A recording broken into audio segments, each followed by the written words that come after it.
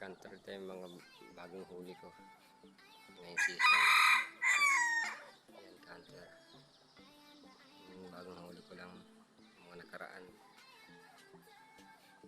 Medyo mabait-bait na rin siya at medyo tapang-tapang na rin yung mga canter. Ay, si halak canter. Ito naman si lasak, mga canter. Mga condition canter yan. Pwede na mga pangkati talaga, magtitipay na yan. Isa.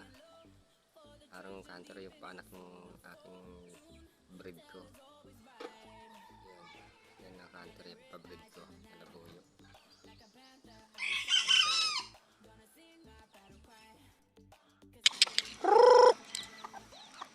Yan mga canter. Ang aking mga... Ito yung canter yung bago kong huli canter. Hindi pa itong canter na tatagalan. Siguro mga 3 linggo pa lang yan sa aking canter. Canter. Yung canter si si halak. Ito naman canter si lasak. Saka yung isa ko na yun. Pa-breed ko din ka hunter, mga matatapang canter. Yung canter ang aking mga alagang aking libangan mga hunter. Di bali 7 na canter ang aking mga laboy dito. Ipira yung mga pa-breed ko mga hunter. Tulad ng ka-hunter, tumatakbo na yung maliit. Pa-breed ko na yung ka-hunter, lahi na ng labuyo, mestizo na siya. Yan mga ka-hunter.